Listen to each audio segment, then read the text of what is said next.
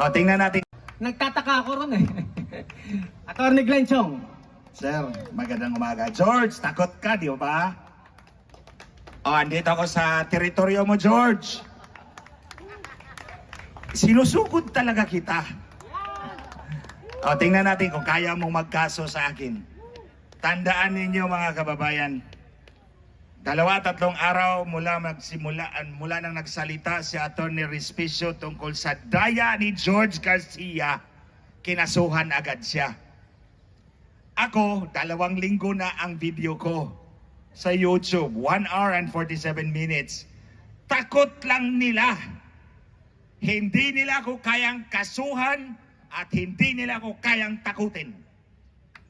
Ito ngayon, George Garcia, ilang Pilipino ang dadayain mo sa halalan ngayong Lunes? Ulitin ko, George Garcia, ilang Pilipino ang dadayain nyo ngayong darating na halalan sa Lunes? I accuse you publicly and categorically. Bumaba ka dyan.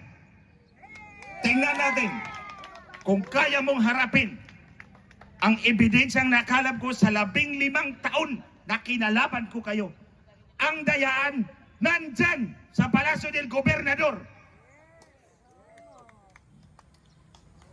At ito, mga kababayan, bago to. Kagabi lang to tinawag sa akin. George, makinig ka! Makinig ka, George. Precinct number 240. Barangay Santo Niño, Butuan City. Kahapon, nag-testing and sealing ng mga makina sa Butuan City. Ulitin ko, George. Precinct number 250, Barangay Santo Niño, Butuan City. Test ballot number 9.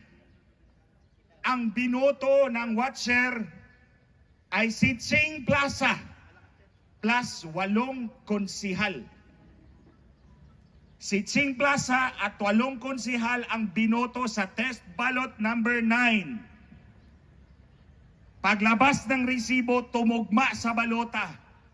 Pero, nung tiningnan nila ang election return sa screen, ang lumabas ay si Lau Fortun at 12 konsihal.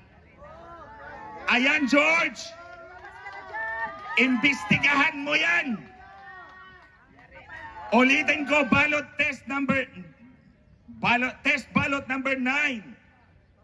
Clustered precinct number 240, Barangay Santo Niño, Butuan City. Ang binoto ay si Ching Plaza plus 8 konsihal. Ang lumabas ay si Lau Fortun plus 12 konsihal. Hala, sagutin mo yan! Test ballot number 10, George. Ito ba, test ballot number 10. Ang binoto ay si Ching Plaza plus si Lau Fortun.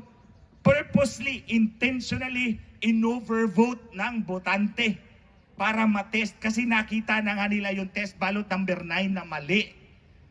So, ang binoto ay si Ching Plaza plus Lau Fortun. So, anong labas? Overvote.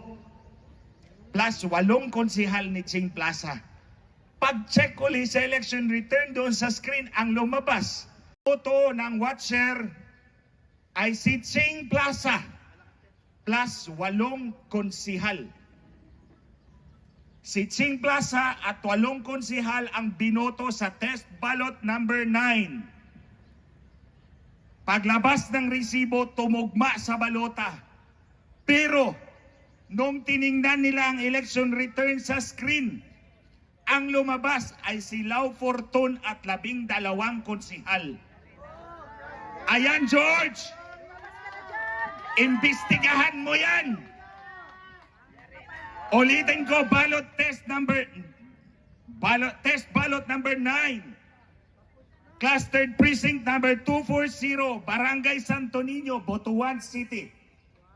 Ang binoto ay si Ching Plaza plus 8 konsihal. Ang lumabas ay si Lau Fortun plus 12 konsihal. Hala, sagutin mo yan! Test ballot number 10, George. Ito ba, test ballot number 10. Ang binoto ay si Ching Plaza plus si Lau Forton. Purposely, intentionally, in-overvote ng botante para matest kasi nakita na nga nila yung test ballot number 9 na mali. So, ang binoto ay si Ching Plaza plus Lau Forton. So, anong labas? Overvote. Plus 8 konsihal ni Ching Plaza. Pag-check ulit sa election return doon sa screen, ang lumabas